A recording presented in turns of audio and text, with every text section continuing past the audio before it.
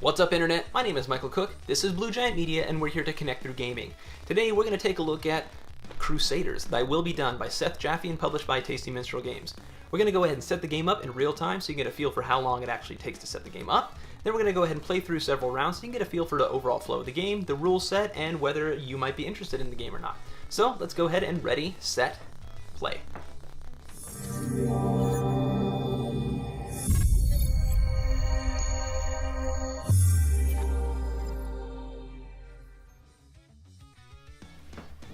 Crusaders is a kind of conquest-based game where you're going to be using a rondel-type mechanism, which is basically it's a circle with actions as you move around it that you're going to activate. So to set the game up, I'm going to set up for 2 players. All right, and go ahead and place these here and get the board out. The board is double-sided. One side is for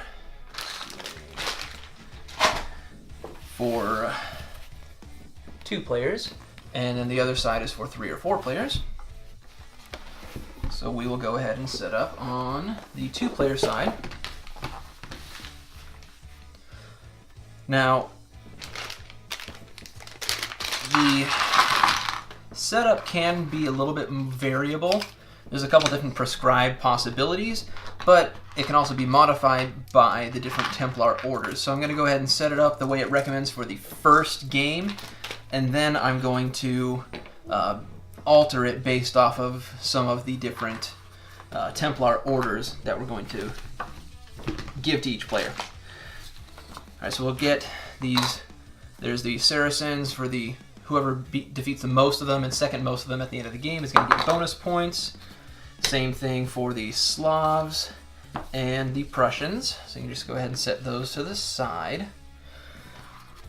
These are for mustering, and you can see that they are going to be labeled 1 through 5. So we'll go ahead and put them with their sides up across there. And then we are going to go ahead, you can see there's castles here, churches here, farmhouses here, and libraries there. So we will go ahead and stack the buildings for those on each of those places. Covering up, you can see different bonuses as we go. And the castles also give a way to get more knights, which give you more ways to move around.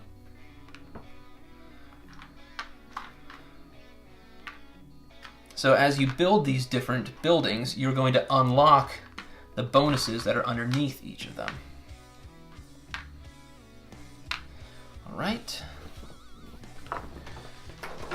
Then dump all these out. Set these to the side. Do the same thing with the player over here.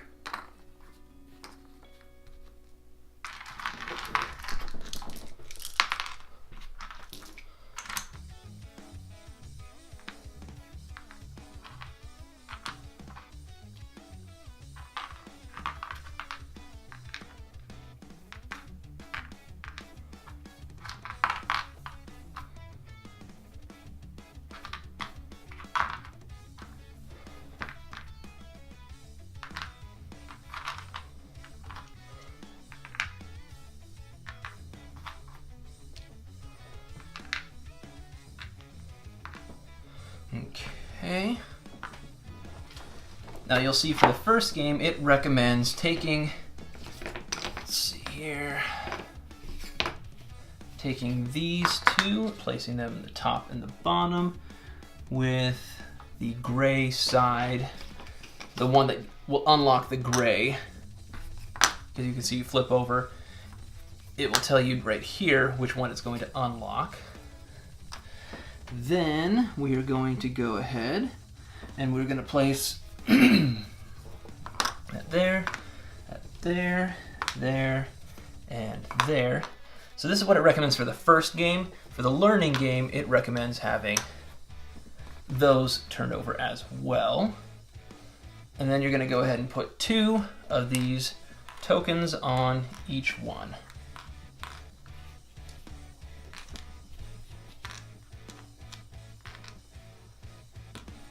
Okay. And then we will go ahead and set the other one up exactly the same way. There's a lot of different ways you can set it up, but it recommends that you have them set up the same for everybody.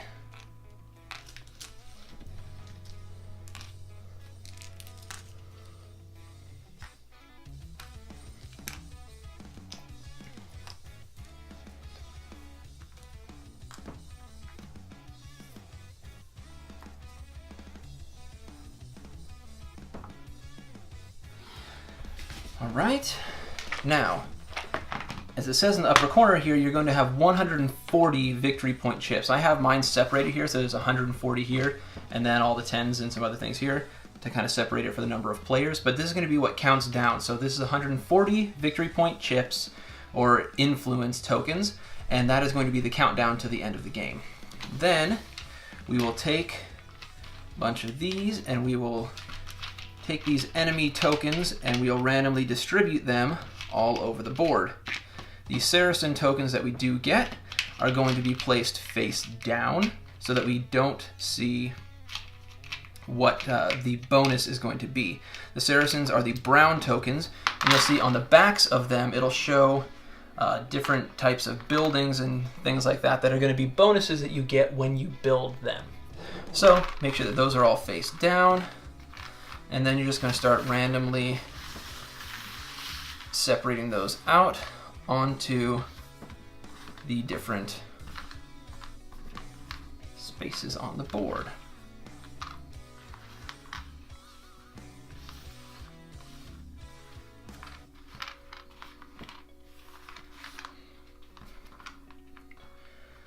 All right.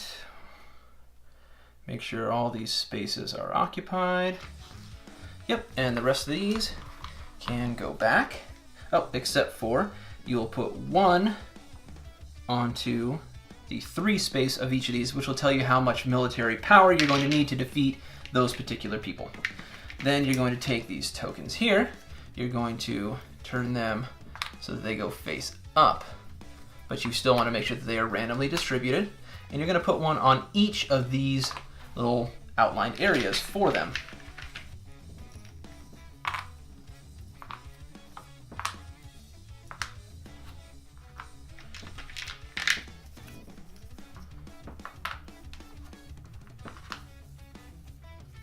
Now these different tokens, they are going to give you bonuses when you build certain types of buildings,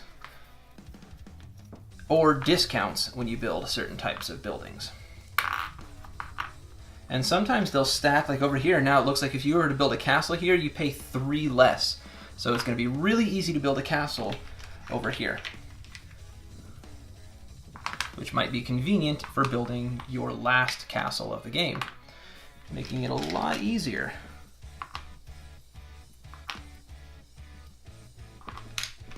And there we go. All right, I'll keep this to the side for the victory point pile. And then the last thing that you can do is deal out a knight order. So we'll go ahead and give this player right here, this is the Order of Aviz. So instead of starting with 12 of these, they will start with 13 of them. During setup, place your 13th action token onto the wedge of your choice. And when distributing tokens, you can begin with the original wedge you started on. So we'll go ahead and put that there, and I'll explain what all of that means here in just a second. And then this player is going to get 14 of these, but when they use the travel action, it will be less efficient, so they're not as good at traveling. The rest of them are going to go back in the box. All right, now we are all set up, ready to go. Once we decide who the start player is, whoever goes second, so we'll say I'm the start player, so the orange player will go first. They will probably take this one because it has 2 bonuses to it, and then I'll go ahead and choose one of the other 2 spaces, and then we're ready to go. All right, so what I'm going to do over here is I'm going to start by taking a build action. Now I can go ahead and go 1, 2, and use just 2 when normally everything costs 3, because I have a discount for building either castles or farms. So I'm going to go ahead and build a castle here. When you build a castle, the first one is also going to put out another knight, which allows me to split my movement going forward. So you're just going to take all the action tokens and you're going to distribute them around the circle. Now your special ability allows you to start right where you left off. So what you could do is you can take this one right here and you can do a strength 3 total action. Now again, you have the ability to discount one off of any of them, any building that you want. So you can spend 1, 2, and then get the third from here to build the farm. And then for the last one, so you're spending 2 on the build and 1 on the travel. To travel over, let's say, here. And then you're going to redistribute, and you have the ability to start right where you left off. So we'll go ahead and do that. Now we'll come over here. This player is going to want to do some moving, and let's do some move and build. We are going to go 1, 2, 3, 4. So it's going to take 2 in order to move 1 space because we have a limitation there. And we will go ahead and send 1 space, and then we're going to build. Let's go ahead and build a church. We're going to focus on just getting lots and lots of influence. And I have missed something entirely. So once you build this right here, you're going to get the number of points equal to what's in the flag there. So this player is going to get 1 point when they built their farm, and this player is going to get 1 point each time they had built those first 2 level 1 buildings. So 1, 2 points. Go over here. All right, now you have the chance to do a crusade to fight the Prussians, which is where you are with the gray here. The gray tokens are for the Prussians. Right now it's going to take 3, which is what you have on your crusade action. So you can spend 3 by going 1, 2, 3, and that will defeat the Prussians right there. So when you defeat them, you're going to go ahead and go 1, 2, move this down 1, and because they were difficulty 3, or they were strength 3 when you fought them, you're going to go ahead and take 3 points. And you're going to keep this token to keep track of who's defeated the most of that type, so you've made some progress towards being the leader for defeating the Prussians at the end of the game. So then it's going to come over here. Now, let's see what we want to do. We need some more movement. Well, we want to muster. 1, 2, 3. When you muster, you are going to look here. This is going to cost 3 strength for your muster, and then you get to flip this over, and it is going to give you a passive bonus to your crusade action. All right, so that is then also going to give 1 point because that was my level 1 muster action. So far we have seen moving, we have seen building, we have seen crusading, we have seen mustering.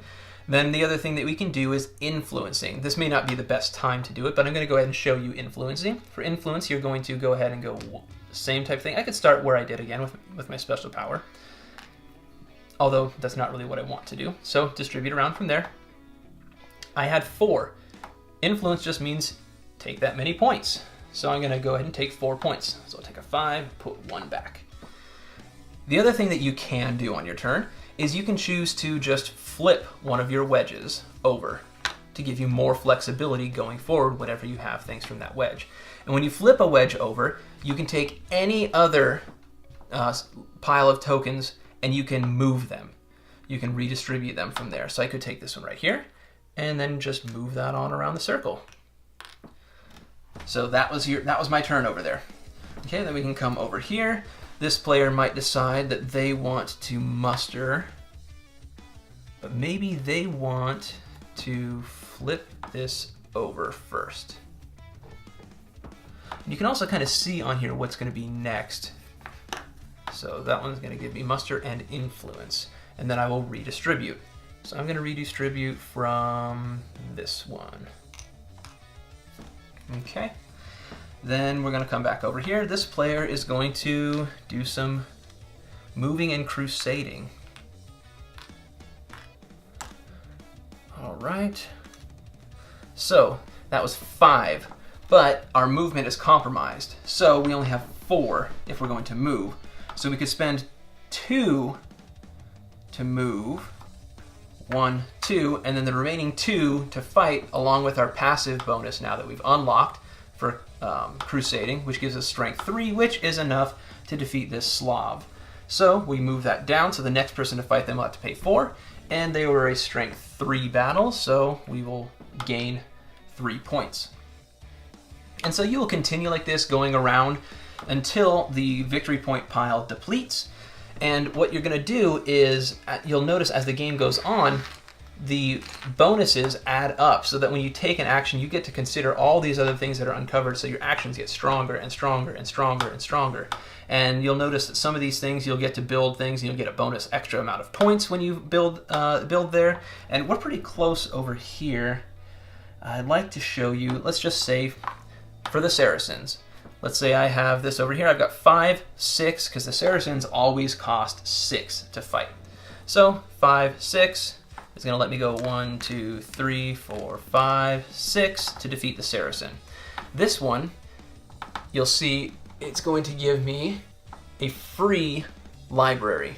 So even if I had all the way to the end and it was my last one, instead of paying 9, I get to build that library for free, which is really, really nice. So it's going to let me put that library out immediately, or I could take 3 points. On top of that, you do get to get the points based off of the level of the building or troop that you mustered. So I could have taken 3 points or built my level 4 building. Obviously, it's much better to build a level 4 building and take 4 points. So at the end of the game, whoever has the most points, shown by the amount of prestige that you have gotten, is going to be the winner.